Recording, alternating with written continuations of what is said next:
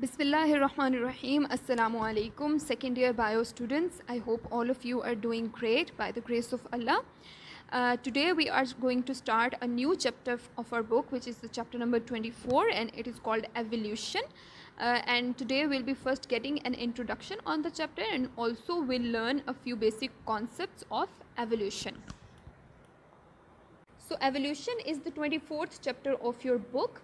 और इसमें हमने डिटेल में देखना है कि एक ऑर्गेनिज़म्स की जहाँ से ओरिजिनेट हुआ है वो, और उसकी जो प्रेजेंट फॉर्म है इस दौरान में उसके अंदर जितने भी चेंजेस आए हैं उसके बारे में डिफरेंट साइंटिस्ट ने क्या क्या थ्योरीज प्रपोज की थी, उनमें से सबसे ऑथेंटिक कौन सी हैं जिनको हम आज फॉलो करते हैं, और ऐसे कौन कौन सी इन्फॉर्मेशंस हैं जो हमें with the passage of time different time periods पर डिफरेंट साइंटिस्ट ने हमें वो इन्फॉर्मेशंस प्रोवाइड की थी, जिसकी वजह से हमें आज जो एनिमल्स की ऑर्गेनिजम्स की जो क्लासिफिकेशन हम आज देखते हैं वो हमें प्रेजेंट फॉर्म में नज़र आती है। एवोल्यूशन के बारे में आपको ये तो पता है, it is defined as a process of regular changes from one generation to another, जो उसके अंदर changes over the long period of time आते रहते हैं ऑर्गेनिजम्स के अंदर चेंजेस, और वो एक जनरेशन से दूसरी जनरेशन में पास ऑन होते रहते हैं। इस प्रोसेस को हम नाम देते हैं एवोल्यूशन का।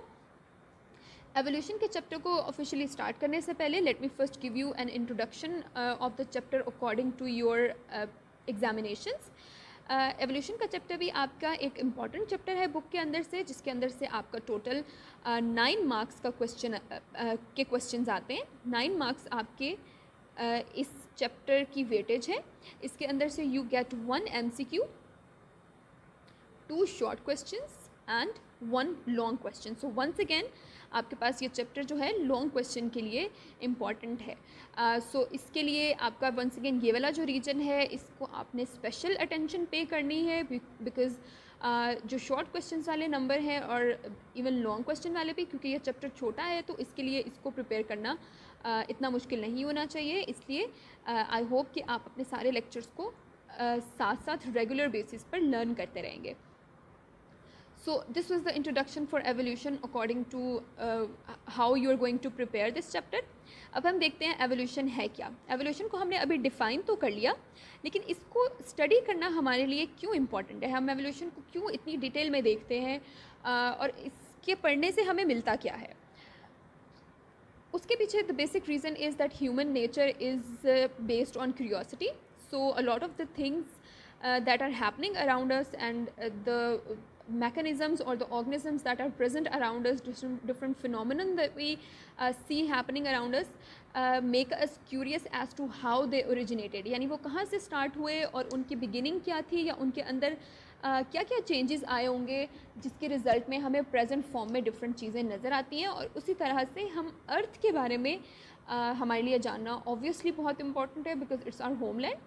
तो इसकी ओरिजिन कहाँ पर था इसका, और उसके अंदर कैसे कैसे चेंजेस आए, और अब प्रेजेंट फॉर्म में जो हमें अर्थ और इसके ऑर्गेनिजम्स नज़र आते हैं वो actually a long period of time पहले वो किस तरह से थे। तो इसके अंदर हमें बहुत सारे लोगों की कंट्रीब्यूशंस जिनको हम थोड़ा बहुत पिछली क्लासेस में पढ़ते हुए आए हैं, लेकिन एक नाम ऐसा है जो कि एवोल्यूशन के साथ हमेशा हमें कनेक्टेड मिलता है, and that is Darwin. Darwin की जो कंट्रीब्यूशंस थी on the topic of evolution वो बहुत रिमार्केबल थी, क्योंकि एवोल्यूशन का जो एक्चुअल कॉन्सेप्ट था वो डार्विन ने पेश किया था, which is why we call Darwin father of evolution as well. और इसके पीछे यही रीज़न है कि डार्विन ने जो अपनी सारी खिदमात थी, अपनी सारी जो प्रैक्टिसेस थी, उसको एवोल्यूशन के टॉपिक के ऊपर उनको सर्व किया था।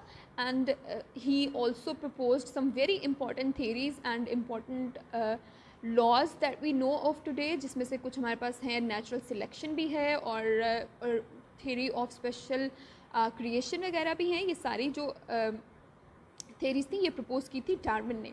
इसके अलावा और भी बहुत सारे हमारे पास साइंटिस्ट हैं जिनकी डिस्कवरीज, जिनकी कंट्रीब्यूशंस ने हमें एवोल्यूशन के बारे में बहुत कुछ सिखाया है, बहुत कुछ बताया है, और ये सारा काम मोस्टली हमें नज़र आता है 18th to 19th सेंचुरी में। यानी इस टाइम पीरियड में एवोल्यूशन के ऊपर बहुत सारा काम हुआ था, और हमें बहुत सारी चीज़ों के बारे में उनके ओरिजिन के बारे में और उनके अंदर डिफरेंट एवोल्यूशनरी चेंजेस के बारे में हमें बहुत डिटेल में पढ़ा, हम लोगों को उसकी इन्फॉर्मेशन मिलती है। उन्हीं में से एक हमारे पास नाम है कार्लोस लीनियस का, ये भी आपको नाम आपने सुना हुआ है। ही प्रपोज द बाइनोमियल नोमेनक्लेचर, यानी कि ऑर्गेनिजम्स को नेम करने का जो कॉन्सेप्ट था it was given by Carlos Linnaeus. तो एवोल्यूशन और एवोल्यूशन के डिफरेंट कॉन्सेप्ट्स के ऊपर जितने भी लोगों की मेजर कंट्रीब्यूशंस हैं वो कौन कौन सी हैं उसको हम एक नज़र इस टेबल के अंदर देख लेते हैं। आपको इस टेबल के अंदर एक्सप्लेन सब कुछ किया हुआ है। सो फर्स्ट ऑफ ऑल जहाँ से ओरिजिनेट होती है एवोल्यूशनरी स्टडी वो हमारे पास है लीनियस। 18th सेंचुरी के बिल्कुल बिगिनिंग में लीनियस ने हमें नोमेनक्लेचर दी, बाइनोमियल नोमेनक्लेचर, और हमें इस तरह से स्पीशीज़ को नेम करना या उनको ऑर्गेनाइज करना हम लोगों को इस तरह से आ गया। उसके बाद हमारे पास आते हैं next scientist is Lamarck. Lamarck की कंट्रीब्यूशन ये थी कि उसने थ्योरी ऑफ एवोल्यूशन प्रपोज की थी, जिसके according he said that all the living organisms have characters that are passed on from one generation to another। यानी उसने ये प्रपोज किया था कि एक जो स्पीशी है उसके अंदर जो कैरेक्टर्स होते हैं वो उसको अपने ऑफस्प्रिंग्स के अंदर पास ऑन करते हैं। The next renowned scientist who had contributions in the field of evolution is named Malthus। मैल्थस ने प्रपोज की थी principle of population. Principle of population के according he said that the population of living beings increases exponentially, यानी कि उसके अंदर हमें fast या डबल नंबर इंक्रीज़ होता हुआ नज़र आता है, यानी उसमें दुगना इजाफा हमें नज़र आता है, जबकि जो अवेलेबल फूड या रिसोर्सेज उस स्पीशी या उस पॉपुलेशन के लिए होते हैं वो लीनियर होते हैं या वो अपनी जगह पे कॉन्स्टेंटली चल रहे होते हैं। सो ये जो प्रिंसिपल था पॉपुलेशन का, इसको प्रपोज किया था मैल्थस ने। Next we have Cuvier. Cuvier जो था he worked throughout 1769 to 1832। So 18th century के मिड से 19th सेंचुरी के बिगिनिंग तक, and he explain the concept of palaeontology. Palaeontology के बारे में हमें पता है it's the study of fossils, और इस तरह से इसने अर्थ की हिस्ट्री का जो कैटास्ट्रोफिक पर्सपेक्टिव है उसके बारे में बताया था। या अर्थ की हिस्ट्री में जो भी बड़े बड़े वाक़यात हम कहते हैं कि आए थे, या अर्थ की जियोलॉजी में जितने बड़े बड़े इंसिडेंट्स ने इसके अंदर अर्थ के अंदर डिफरेंट चेंजेस लाए थे, उसके बारे में हमें पता चला था क्यूवियर की स्टडीज़ के through. Next we have Lyell. Lyell also worked throughout the beginning of 19th century and he published the principles of geology। Geology के ऊपर इन्होंने काम किया था, जिसके ज़रिए से इन्होंने अर्थ की जो स्पेसिफिकली अर्थ के क्रस्ट का जो स्ट्रक्चर है और उसकी जो कंपोजिशन है उसके बारे में हम लोगों को डिटेल में अपनी स्टडीज़ में बताया था। Next of course we have Darwin. Darwin के बारे में तो हम लोगों को बहुत अच्छे से पता है। इनके साथ जो इनकी स्टडीज़ रिलेटेड हैं उसमें है वॉयज ऑफ द बीगल, यानी वो बहरी जहाज़ जिसके ज़रिए से इन्होंने सफ़र करके डिफरेंट ऑर्गेनिजम्स, डिफरेंट स्पीशीज़ और पॉपुलेशंस को स्टडी किया था और फिर अपनी स्टडीज़ को थ्योरीज़ की फॉर्म में प्रपोज किया था। He proposed theory on notebook on origin of species, यानी स्पीशीज़ के ओरिजिन के बारे में उन्होंने हमें बताया था। और उसके अलावा इसके ऊपर डिफरेंट बुक्स और डिफरेंट एसेज और डिफरेंट थ्योरीज़ उन्होंने प्रपोज की थी कि स्पीशीज़ जो हैं वो ओरिजिनेट किस तरह से होती हैं। डार्विन के काम का जो बेसिक कॉन्सेप्ट था जो डार्विन ने प्रपोज किया था वो ये था कि ऑर्गेनिजम्स जो हैं वो अपनी प्रेजेंट करंट फॉर्म में एग्जैक्टली इस तरह से पैदा नहीं होते। इंस्टेड जो करंट फॉर्म में हमें ऑर्गेनिज्म नज़र आता है वो बहुत सारे चेंजेस से गुजरता हुआ उसके अंदर तब्दीलियाँ आती रहती हैं और फिर वो हमें करंट फॉर्म में नज़र आता है। यानी organisms keep changing their bodies with certain environments and with the passage of time, और इस तरह से हमें करंट फॉर्म में ऑर्गेनिजम्स नज़र आते हैं। Then we have Mendel. Mendel के बारे में भी हम लोगों को पता है पिछली क्लासेस से, इनकी भी कंट्रीब्यूशन बहुत इम्पोर्टेंट थी। He work throughout the 19th century और उन्होंने काम किया था इनहेरिटेंस के ऊपर। सो इनका जो सिग्नेचर वर्क था वो था इनहेरिटेंस पर। हमने मेंडल्स के लॉ पढ़े हुए हैं और उनकी जो स्टडीज़ हैं प्लांट्स के ऊपर, स्पेसिफिकली पी की डिफरेंट स्पीशीज़ के ऊपर, वो हम डिटेल में पिछली क्लासेस में पढ़ चुके हुए हैं।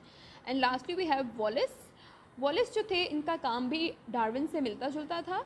और इन्होंने अपनी जो थ्योरी, इन्होंने जो काम प्रपोज किया था वो एक्चुअली डार्विन के सारे प्रिंसिपल्स के ऊपर बेस्ड था। So he continued on with the work of Darwin. So हम ये कह सकते हैं कि इनका जो काम था वो डार्विन ही के काम की कंटिन्यूएशन था।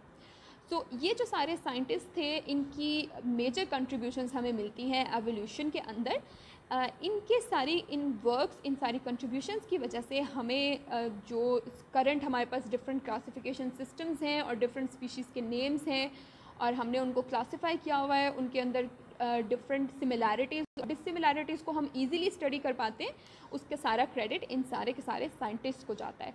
सो इसके अंदर से आपको ये सारी इन्फॉर्मेशन MCQ के लिए भी याद होनी चाहिए कि कौन से स्पेसिफिक साइंटिस्ट ने कौन सा काम किया था, या कौन सी बुक्स प्रपोज की थी, और इसी तरह से इनकी जो अचीवमेंट्स हैं वो भी आपको याद करना आपके लिए ज़रूरी है।